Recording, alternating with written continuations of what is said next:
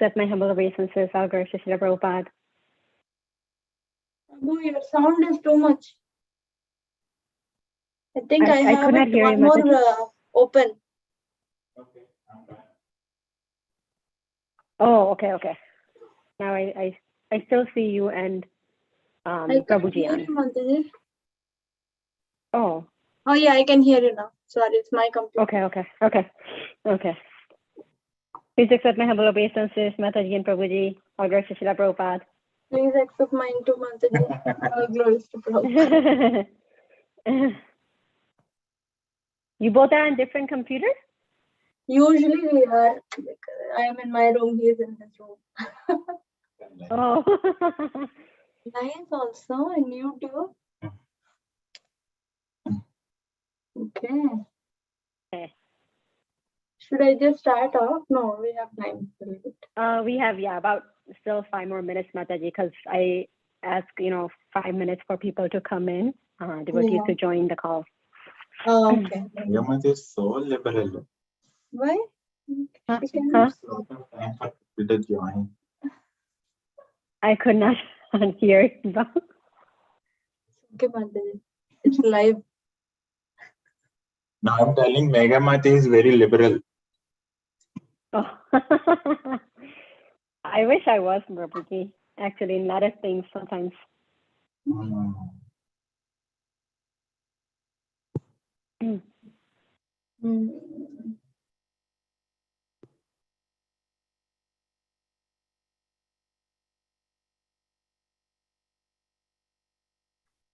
Are you joining? No. Not 7:20.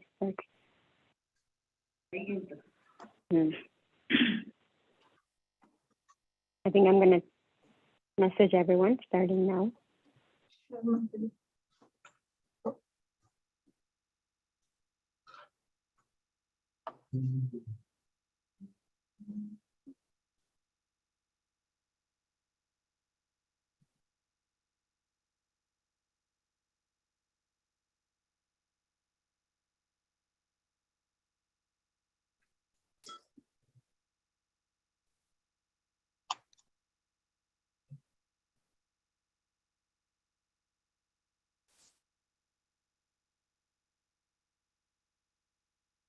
Go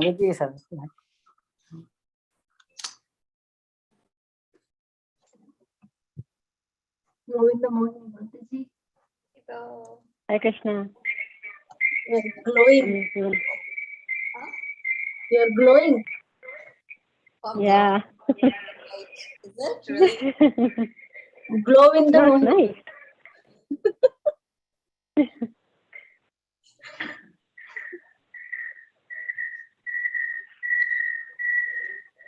Hold on. Somewhere it is resounding.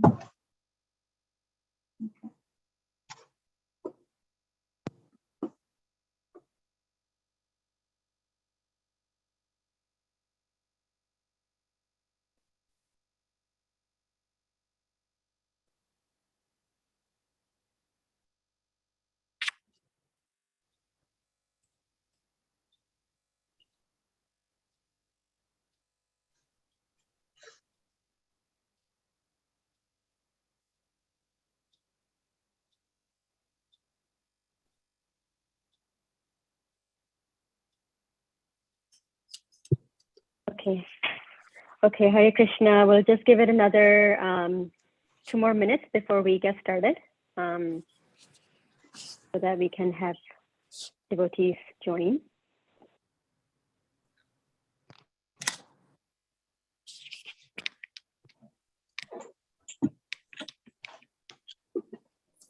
Hello? Hello? Haribol.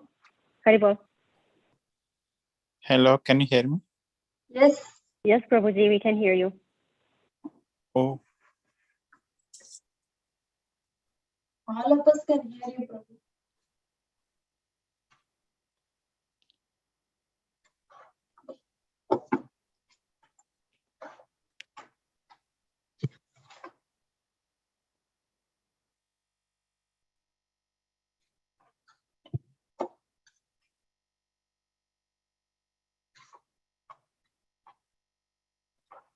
You have everyone can start now.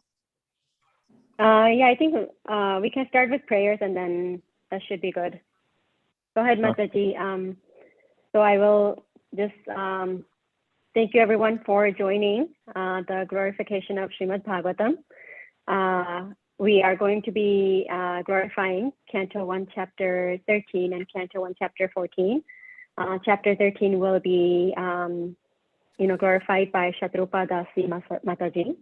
And Chapter 14, we will be having glorification by Govind Mohini Mataji. So we can get started now. Shatrupa Mataji, do you want to start with prayers and then? Yes. Om Jnanatimirandasya Jnananjanashalakaya Chakshurunmilitam Yena Tasmai Shri Gurave Shri Chaitanya Manobhishwaram Sthapitam Yena Bhutale Swayam Rupa Kadamaya Dadati Swapadantikam Atteham Shri Guru Shri Yutakadakakalam Shri Guru Vaishnava Shri Rupa Sagrajatam Agana Raghunatham Sattvam Savadutam Parijana Sahitam Shri Radha Krishna Padana Lita Shri Krishna He Krishna Dinabandhu Jagatpate Gopesha Kanta Radha Kanta Namostate Taptakachara Vrindavaneshwari Shakarmurte Pranamami Hari Priye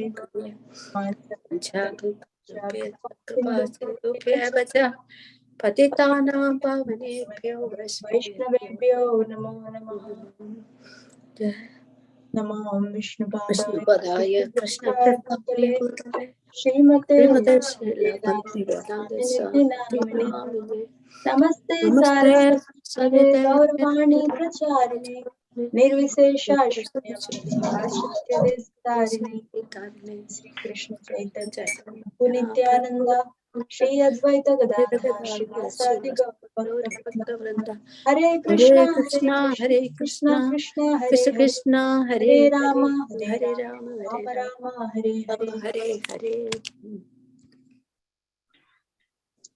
Narayanam Namaskritya Naram Chaiva Narottamam Devim Saraswatim Vyasam Tato Jayam Udirayet Sushushoshya Dadanasya Vasudeva Kataruchi Syarmahat Sevaya Vipra Punyatirtha Nishevanat Shrinvata Svakata Krishna Punya Shravana Kirtana Hridyantastoya Bhadrani Vidunoti Suhritsatam Nashtaprayeshu Bhadreshu Nityam Bhagavata Sevaya Bhagavatuttama Shloke Bhaktir Bhavati Nashtiki Tadarajastamo Bhava Kamalobhadayasya Ye Cheta Etera Naviddam Stitam Sattve Prasidati Evam Prasanna Manaso Bhagavad Bhakti Yogataha Bhagavad Tattva Vijnanam Mukta Sangasya Jayate Vidyate Hridaya Grantis Chidyante Sarva Samshayaha Kshiyante Chasya Karmani Drishta Evatmanishware Sarva Shastrabdipi Yosha Sarva Vedaika Satpala Sarva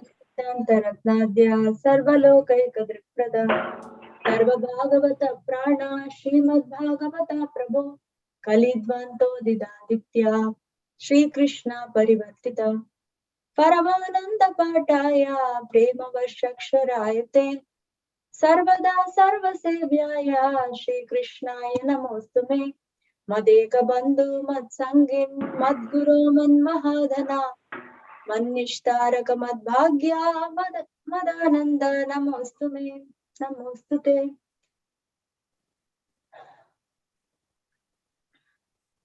Asadu Saduta Dayin Atini Chochata Kara Hana Muncha Kadachin Mam Premna Hritkanta Yospura Om Namo Bhagavate Vasudevaya Om Namo Bhagavate Vasudevaya Om Namo Bhagavate Vasudevaya.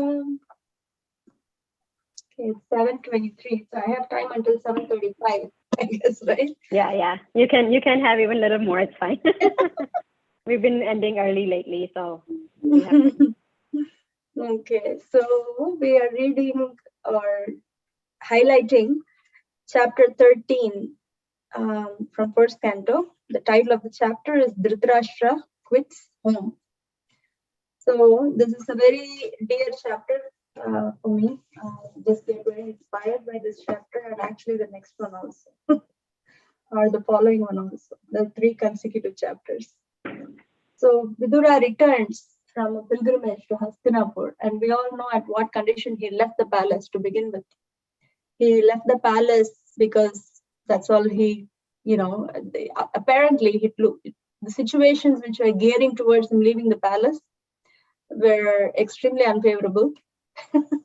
And it was not like he was sent off to a pilgrimage or something. He was just like, he just left basically.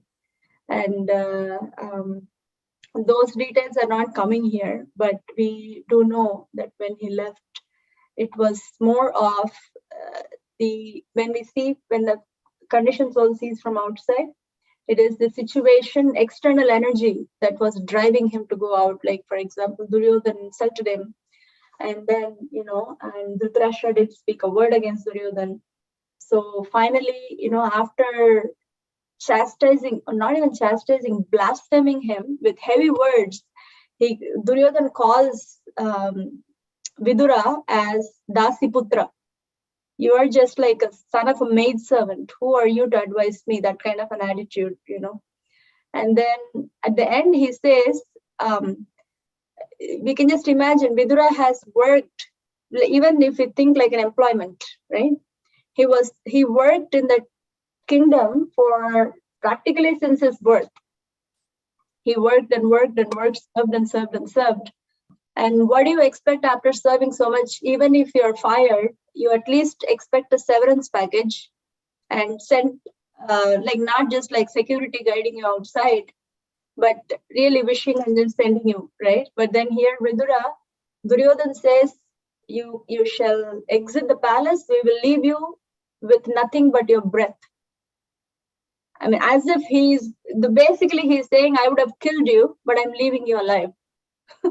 That was the harshness that Vidura faced, and he went. But in the purports of those verses, Prabhupada says that how Vidura actually, not even the purport, the verse itself, how Vidura being a pure devotee, he actually took it as an arrangement of internal energy. Very interesting. Anyway, it's just a background of Vidura that inspires me a lot. And he leaves and he goes, and the first person he comes across is Uddhava. And then, meaning in a very relatable way, he goes to different places, and then he reaches bank of Yamuna, and Uddhava is there. He meets Uddhava, and then Uddhava says, I'm not the one who's going to be instructing you. Krishna asked about you before he left. So now Maitreya Rishi, this is the 3rd canto.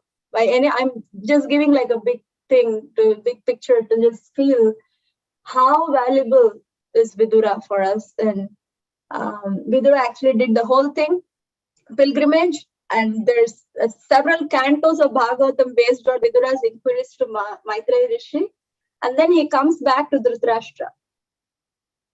He didn't have to.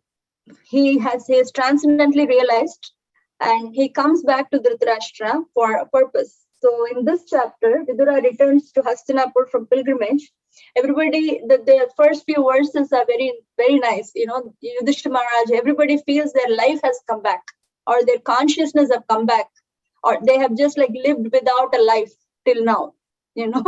That's the power of pure devotee. He just steps, and then he says, seeing Vidura, everybody, Kunti and Yudhishthira Maharaj, Draupadi, the whole crew, they felt as if they regained their consciousness after a long time. So they offered obeisances, appropriate etiquette, appropriate exchange of affection according to the age and all that.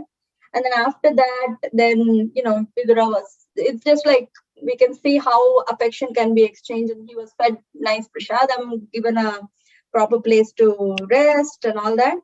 Then Yudhishthira Maharaj, next day, he starts inquiring, how were you? Where all did you go? Did you go through Dwarka? Did you see Yadavas? I mean, because Yudhishthira Maharaj doesn't know still that Krishna has left. Vidura knows, but he doesn't share. He doesn't bear the bad news. Actually, in this chapter, that's a quality that we see. But anyway, so among all this, we see from the 8th verse onwards, he starts inquiring.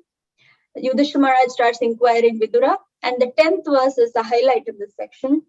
Bhavadvida Bhagavata Tirtha Bhuta Swayam Vibho Tirti Kurvanti Tirthani Swantastena Gadaprata. 10th verse. It's very beautiful verse if you want to memorize and all that. So Yudhishthira Maharaj says, great devotees such as yourself are like holy places personified. Oh powerful one, you even purify the holy places because you carry the Supreme Lord within your heart. So people come to holy places to dump their sins. How do they get purified? Not just the place, place has potency, but how? Then the people who come hear Krishna Katha from these exalted, wonderful, pure devotees, that purifies, or the presence of the pure devotees purifies actually. So that is the highlight verse.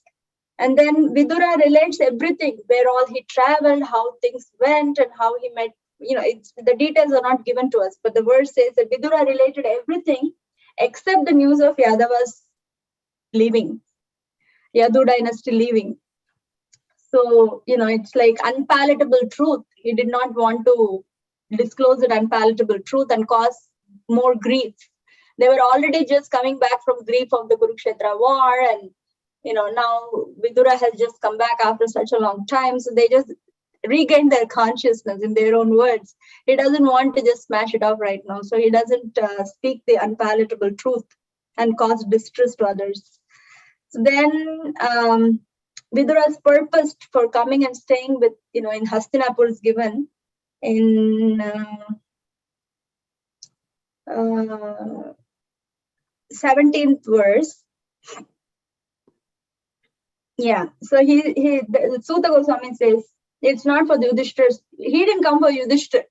He came for Dhritarashtra, interestingly. We want to go back and see, we want to see someone who is friend to us, not someone who didn't even care and just disrespected and sent us away from the entire kingdom, right?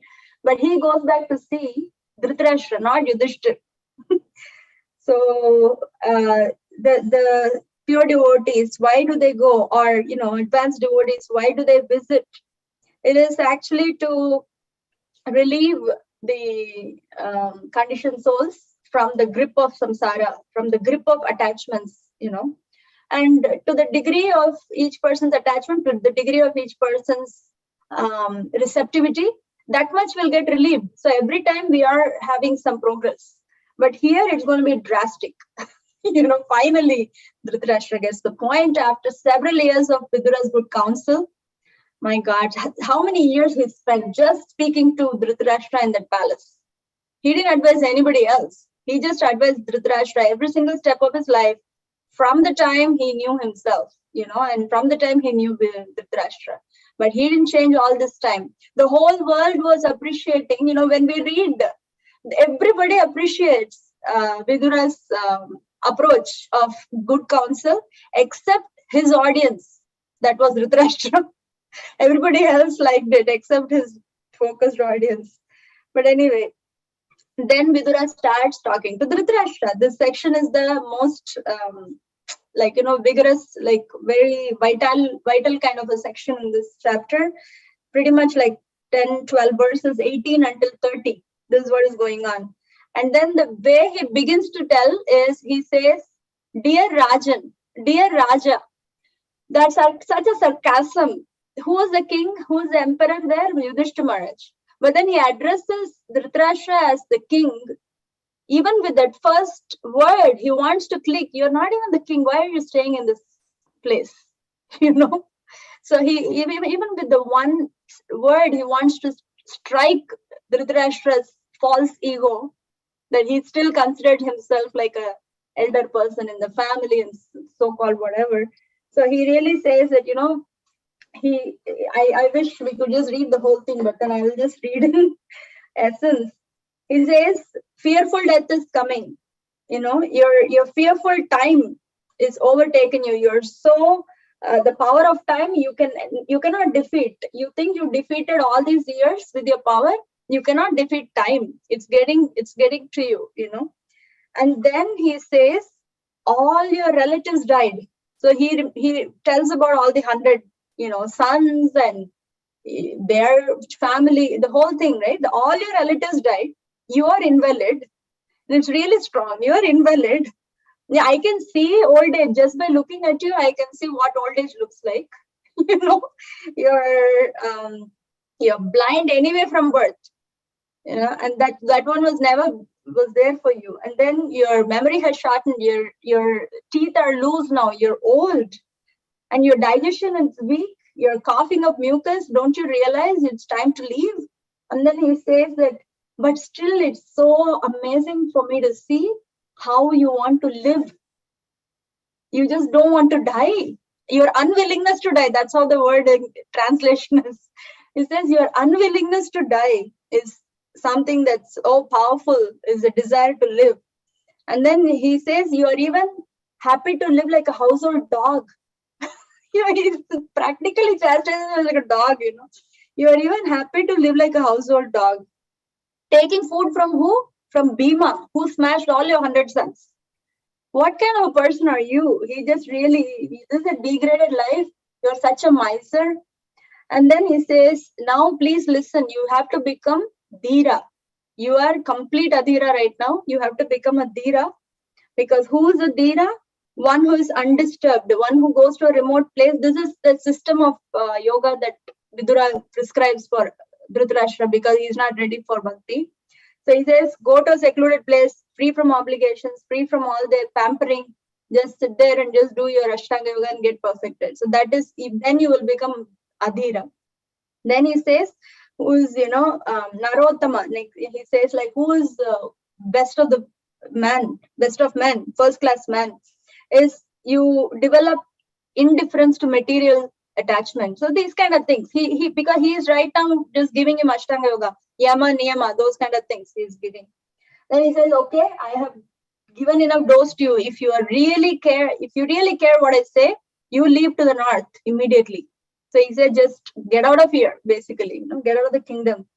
So finally, after several years, now Dhritarashtra's some awakening happened.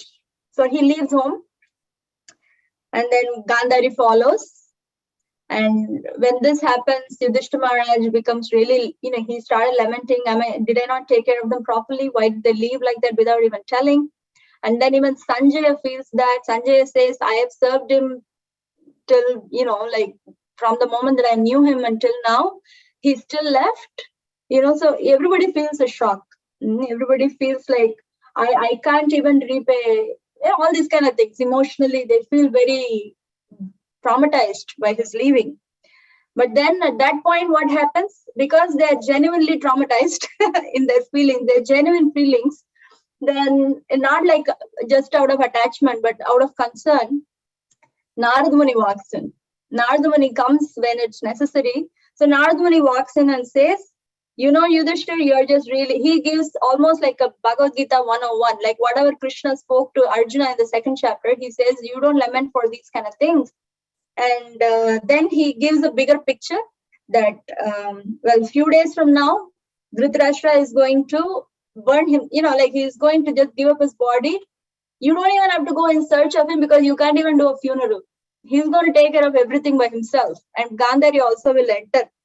So he says, you are not the protector, Yudhishthira. You are thinking you have been protecting him. You're not the protector. Krishna is a protector, and they are going after the yoga that's been told to them. So they will be protected in an ultimate sense.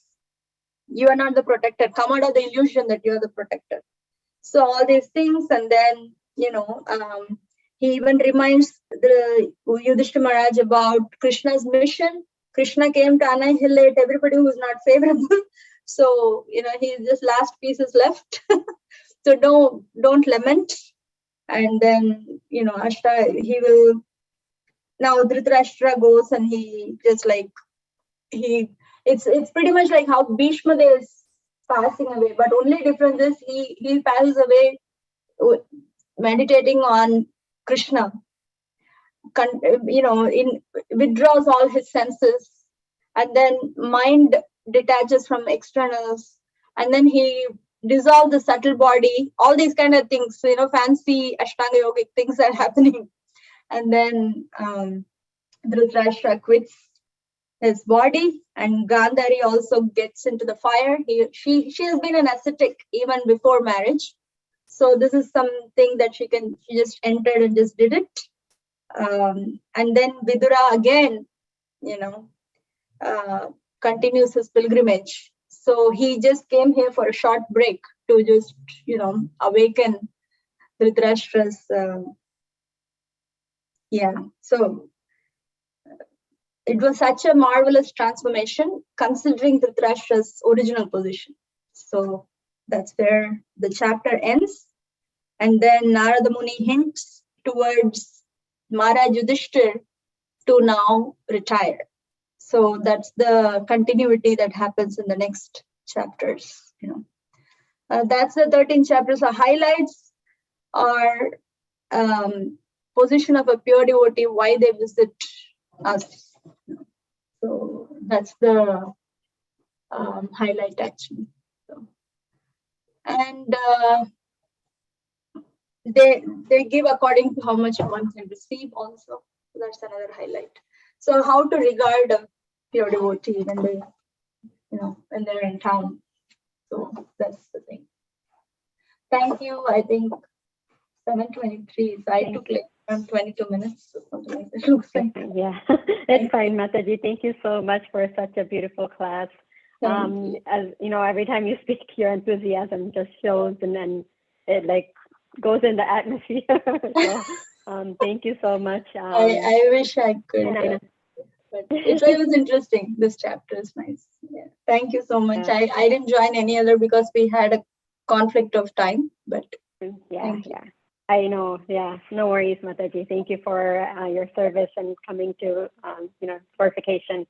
I really liked your points about how even when these great souls go to these pilgrimage places, that they purify the place, even because otherwise all the people who are sinners, they're dumping their sins, so they're being purified by these great devotees. And even when Vidura came home, how like everyone feels in the presence of pure devotees. So that's really nice. And it also shows me the tolerance of Vidura is just something great. Like that false ego is not there. Or how he told me these things. His son told me these kinds of words.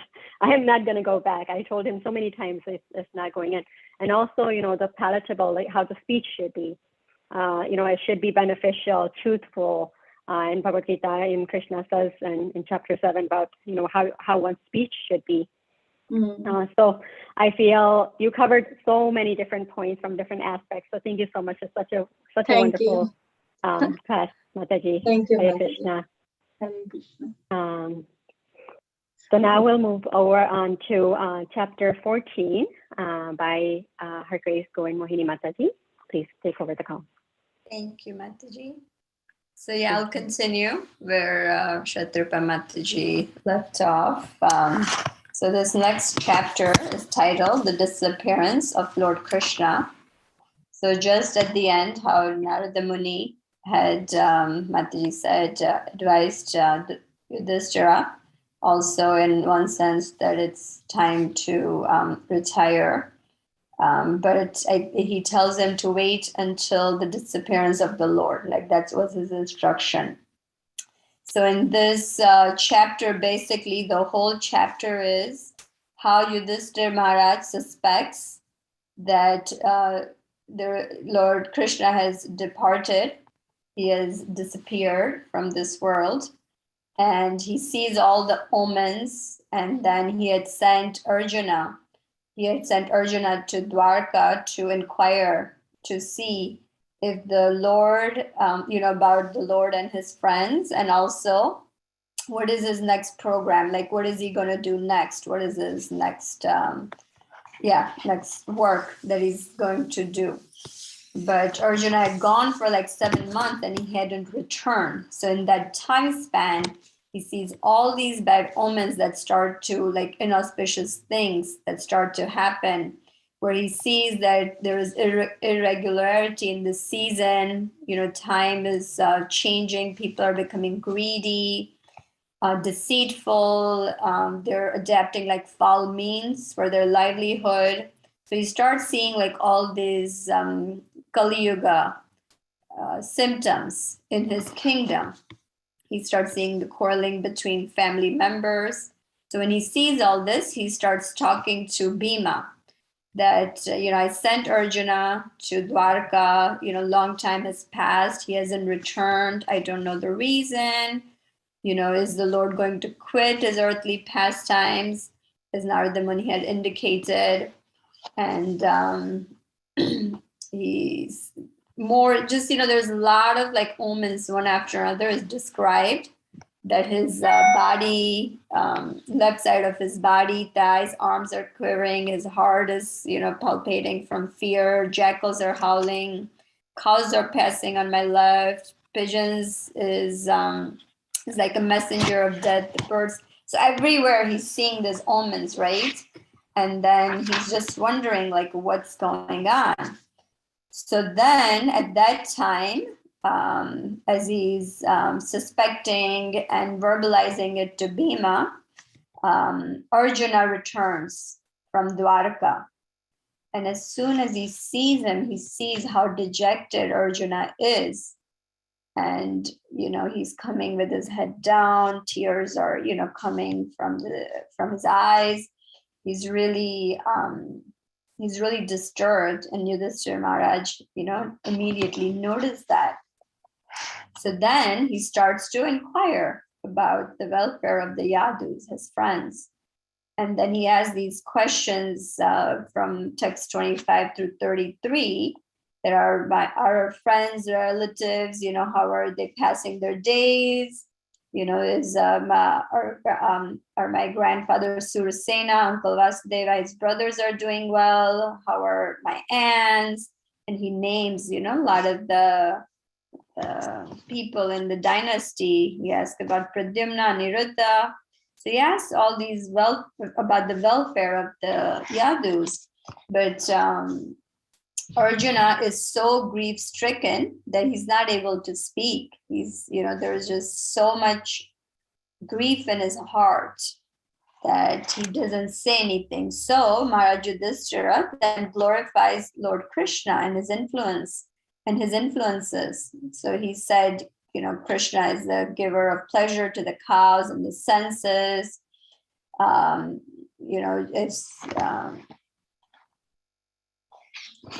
So Lord Krishna and Balram, they're staying in the ocean of the Yadu dynasty, and it's for everybody's welfare, protection, progress of the entire universe.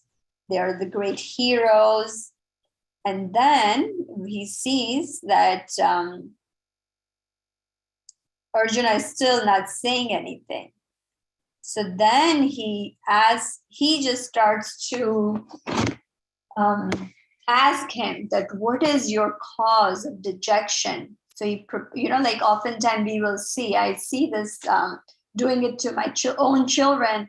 Sometimes you'll see that they've come, from school or somewhere, and they just don't look right. So you would ask them, and they will just sit there, right? Like it's so difficult to talk to teenage boys. Anybody who has that probably can relate. They'll just, they won't say anything. So then you just naturally start asking what happened. Did somebody say something to you at school? Did you get a bad grade? Did you, like, you forgot your homework? Did you lose your phone? You just start speculating all these things. So something they will say, okay, yes, this is what happened. So similarly, Yudhishthira Maharaj, he starts to inquire about Arjuna's welfare now. That is your health all right? You appear to have lost your body luster. Were you disrespected or neglected? Something, you stayed so long in Dwarka. So something happened kind of there. Did somebody address you in unfriendly way, unfriendly words? Did they threaten you? Or did you fail to give charity that you had promised? Was it something that you couldn't protect somebody, that you promised that you would protect them when they sought your shelter? So, and then he says, have you contacted a woman of impeachable character? Have you properly treated a deserving woman? Have you been defeated by someone who's inferior or equal to you? Have you taken your meals alone without feeding elders and children? Have you committed some abominable and unpardonable mistake? So he has all these causes of his dejection. And then finally, at the end, in the last verse, he asks about Krishna's disappearance. He says, are you feeling empty due to losing your most intimate friend, Lord Krishna? I can think of no other reason for your dejection. So at the end, we see that this Maharaj is almost, Arjuna is not speaking, but just from seeing, how attached Arjuna was to Krishna, what an intimate friendship that they had. And when somebody acts like, just not speaking and being so sad, he's saying, I cannot think of any other reason besides, Lord Krishna has disappeared from this world. So that's where his inquiry ends. So that's what this whole chapter was about, just his seeing initially the bad omens of Kali Yuga arriving, which was an indication for him. He knew that only way these things can happen is if Lord Krishna is not present here. He talks to Bhima about what he's noticing, a lot of detailed information. Then just as he's talking to Bhima, Arjuna comes and he sees him being really extremely sad. So then he inquires first about his Yadu dynasty, Krishna and his friends and his relatives. And Arjuna still, is not saying anything. So finally he just lists what could be the reason, why are you not saying something? And at the end he says that, there could be no other reason that this. So he almost guesses that this is what has happened. So yeah, Mataji, that's, short but packed chapter like that. So yeah, that's a little summary for chapter 14. Yeah, thank you so much, Mataji. It's really nice to have this, these, I know I say this every time, but it's really nice to refresh our memories with the first two cantos. And, this first canto, it really brings back visually how everything had happened. And, especially how Arjuna was so attached to Lord Krishna that he could not even speak when he came back, right? And how the omens, I was a very, so initially I used to believe in these bad omens and everything, and then I kind of felt like, no, they're just in my mind, they're not real, they're superstition, stuff, all those things. But then after reading and coming to Krishna consciousness and, reading about these things, it really helped me no, some things are genuine, some bad omens are supposed to be taken as bad omens, and we need to be more cautious when we, we see these kinds of bad omens or understand something is not proper. I know even in Ramayana and the Sita Maya's right eye was flickering, which causes the bad omen. So that specifically, I remember this one because I was no, that's just because we're so tired. Or it's initially I used to think that, but then because my mom used to say that, but then I'm after I got a little older and everything, I started feeling, no, this is all superstition. It's not like that. It's science. But then I understand, there's a reason behind even why that happens, even if it's scientifically it means something. So and really, how we should be, because I know Lord Krishna was not present physically there with him, but and I know in future he'll say that his words are with him. So when the devotee, always feels the presence of the Lord, when the words of Krishna by reading Bhagavad Gita is with you. So I know that's how, you can at least, it's even no matter where you are, you're in the transcendental world. So I was relating to that where,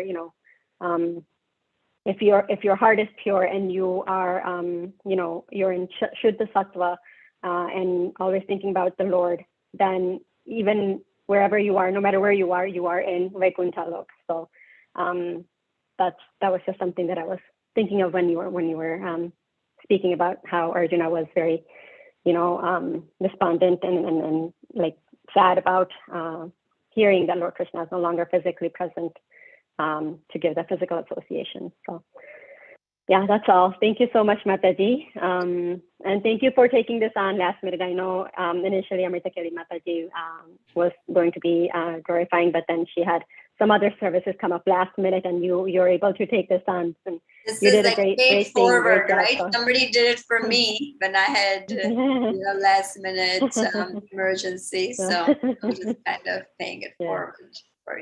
Thank you. Thank you so much, Mataji. So yeah, that's all. Devotees, do you guys have any realizations, sharings, questions? Both Govind Moini Mataji and Shatrugna Mataji are great devotees, so you can ask all your questions to them. You can ask Shatrugna Mataji. I just want to highlight the friendship of Arjuna and Krishna is, it's so intimate. It's so difficult to even conceive that there could be a friendship so deep. I was just hearing, I'm not going to be able to do the justice to narrate this pastime of Lord Krishna and Arjuna on Kurukshetra battle. I heard it from Mahatma Das Prabhu in one of his lectures, where he was saying that, he was describing Lord Nityananda's appearance day, about how the Eka Chakra, the town Ek Chakra got named, where Krishna had taken that wheel. He broke his vow, and he had taken the wheel, and he was charging towards Bhishma Dev. And Bhishma Dev was just, so like happy to see that, because he wanted Krishna to break that vow. And Arjuna, the way he described, he was, but Arjuna didn't want Krishna to break his vow. So he holds on to his legs, and he's like begging and crying. So, the intimacy, like Krishna wants to break his vow to protect his, his friend, his devotee. And Arjuna doesn't want him to break his vow because he wants Krishna to hold, just their friendship is beautiful. Just, like out of this world. Like it's so sweet. So, one can see like how Arjuna would be so despondent. So yeah, anyway, I just thought of that pastime. So I thought I'd share. But yeah. Please, such a beautiful pastime. You did great justice. No, you have to hear, I was in tears when he described it. You could really feel both of their love for each other. And you're like, my gosh, out of the world. I understand, amazing. Yeah. So, yeah. Thank you. And eventually I know that's how we also, all of us have that kind of relationship with him. Imagine when we really figure that out, how nice it feels. Like it's beautiful. You don't, nothing compares to that feeling. I'm sure I don't have realization, but I know that we're all aiming towards getting that feeling. So it's, even just a little that we get, just like glimpses of it, how great we feel. Yes. So imagine that continuous feeling with that. That's just so beautiful. Thank you for sharing, Mataji. Anyone else have any other sharings, comments, realizations, questions? Everyone can share just one thing, maybe. Yeah, that's a good idea. Hare Krishna, Shatrugna Mataji, Hare Krishna, Govind Moini Mataji, Hare Krishna, Megha Mataji. One of my favorite chapter, which is chapter 13, Dhritarashtra quits home. Why I like is because like the personality of Vidura, who came to, like he tolerated so much, and then he came back to his brother Dhritarashtra just to put him in a good path. So the same way I had a realization when I was reading that chapter, like even in our lives, the devotees, the spiritual masters come into our life, and they just like, they awaken us, or so I just always feel that, and that's one of my favorite chapter, because we are also very fortunate with the devotees who come into our life and the spiritual masters who take care of us. So that's one of my favorite chapters, and thank you so much for both of you. Like, you covered very nicely, and it's like kind of refreshing for us. Hare Krishna. Thank you, Mataji. That was very beautiful sharing. Thank you for sharing your realizations, Mataji. Mataji, I have a quick question. Chintamani Mataji. Go ahead, Yes. Mataji. Yes, someone was speaking. Krishna Mataji.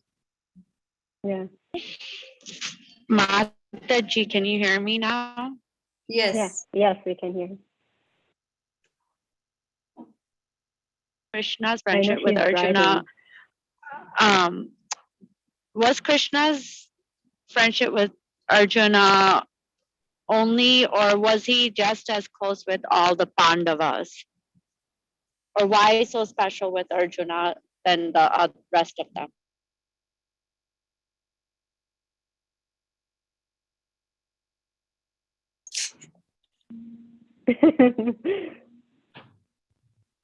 He was he was, all of them, from what I know, they were all pure devotees, all 5 of them, but somehow he just had this special affection and friendship with Arjuna. I don't know why, but that's just what I know. I think Mataji, they were on the same age almost.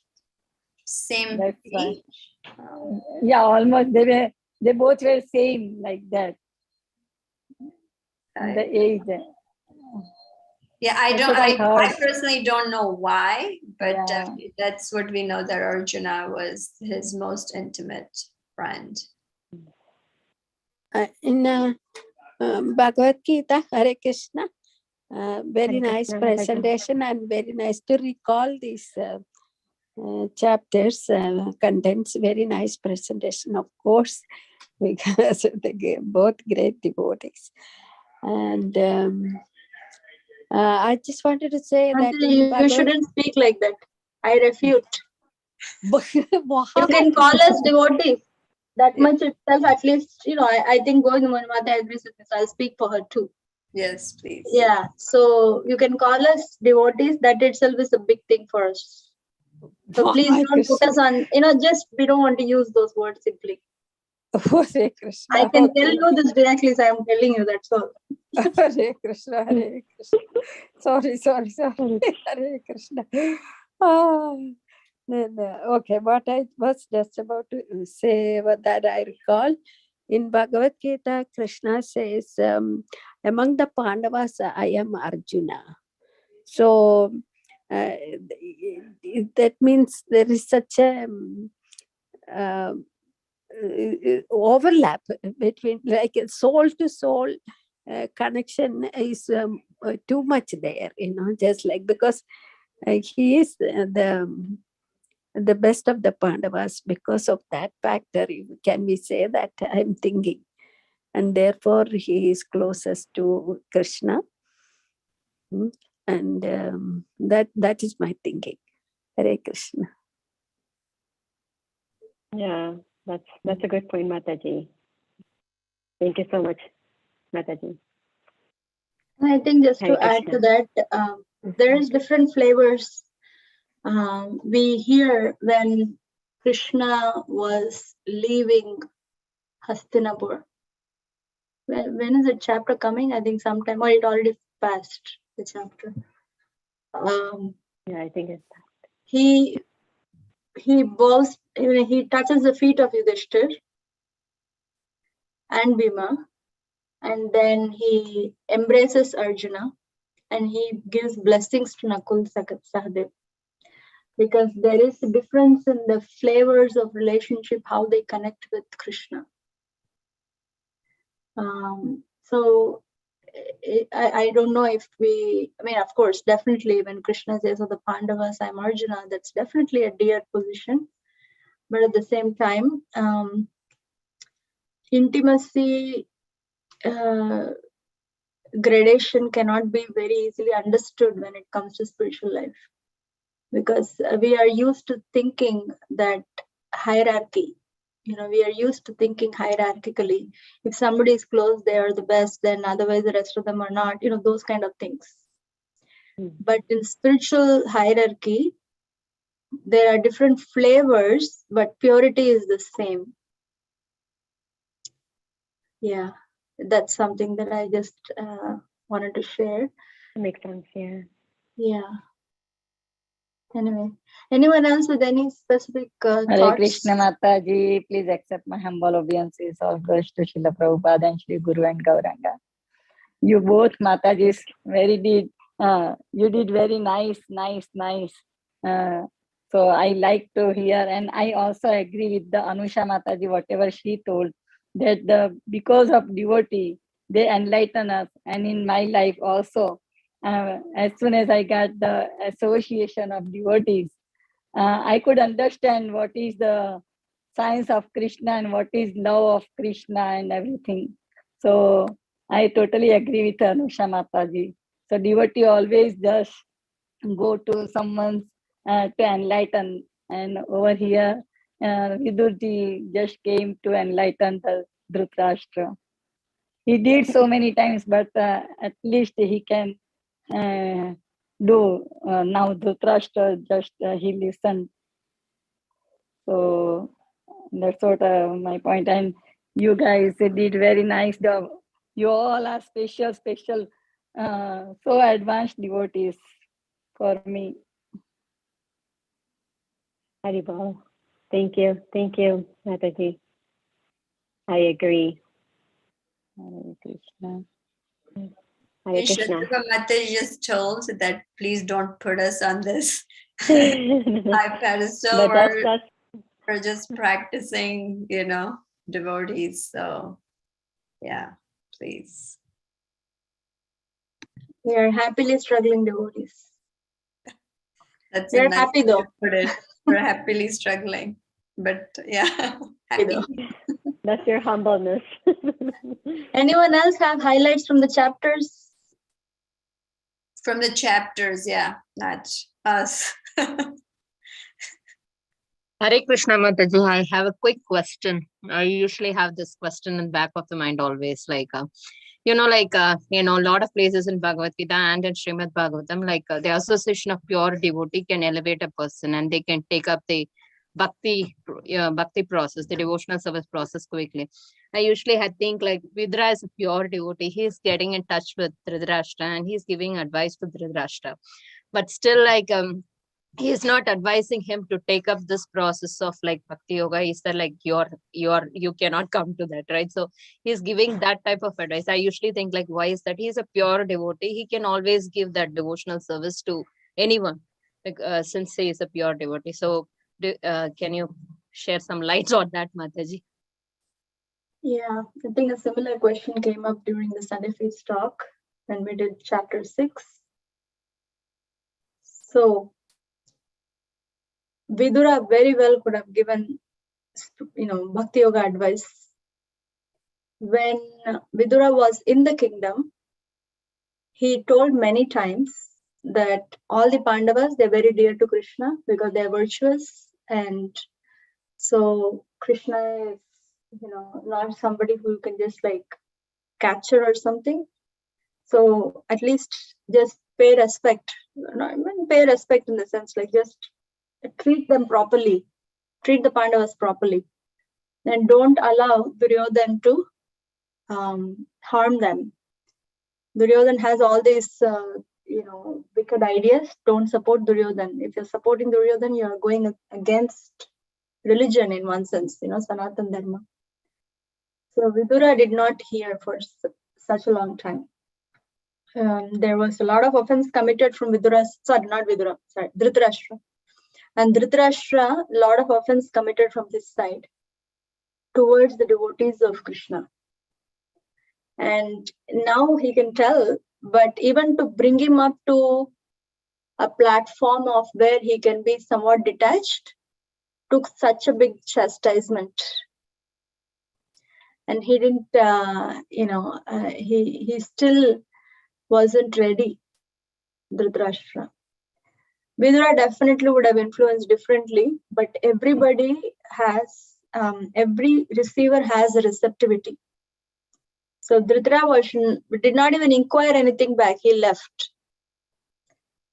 Right? When Parikshit, the same scenario, we just take, for example, second canto, some of us have kind of looked through second canto a little bit, right? So in the first chapter, second canto, I think Shukadeva Goswami speaks about universal form.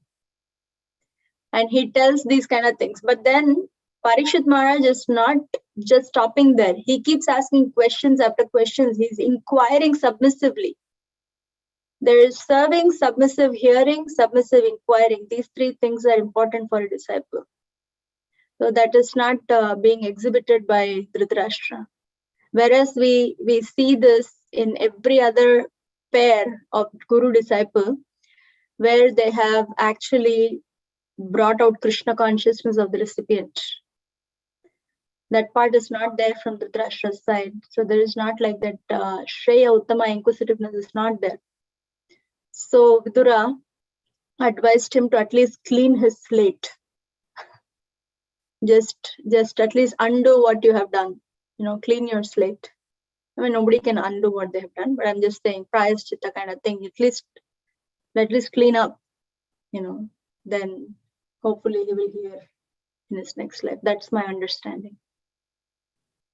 Yeah, I think I was thinking about this when you were talking, when you said this answer, Shatrupa Mataji, that I had heard that, this also goes in relation to mercy. So it depends on how big your pot of holding the mercy is, right? So example is Niagara Falls.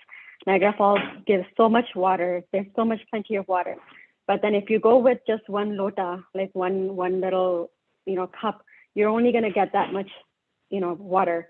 If you go with a big tanker, you're going to get that much water. So similarly, I think, as you said, it goes back to the submissiveness and submissively inquiring, and submissively hearing that you want this much information versus how much, it's a reciprocation. So I think, I was just thinking back to what I heard.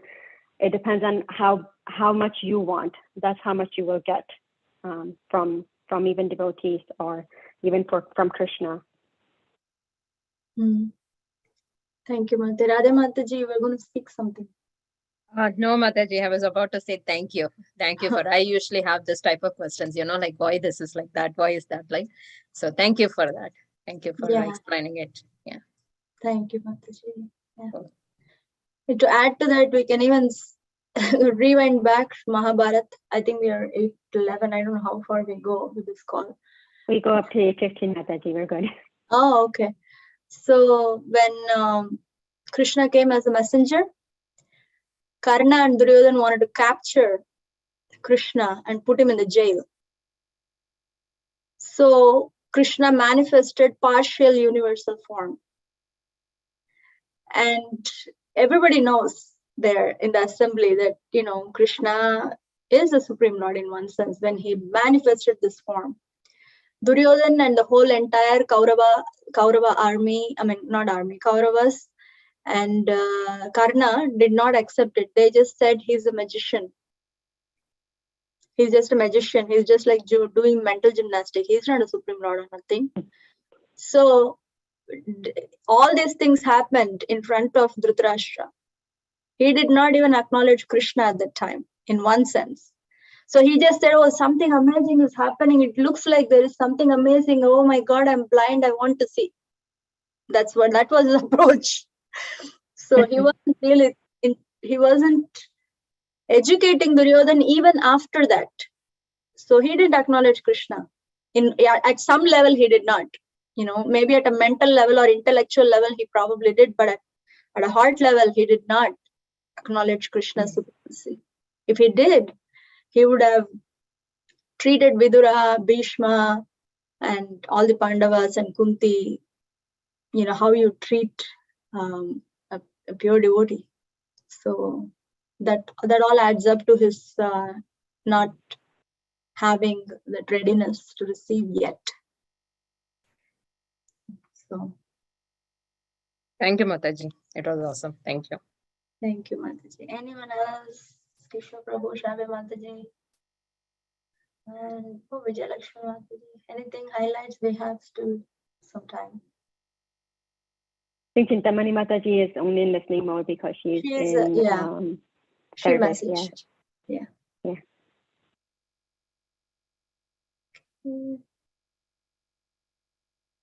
Okay, then we will continue next week.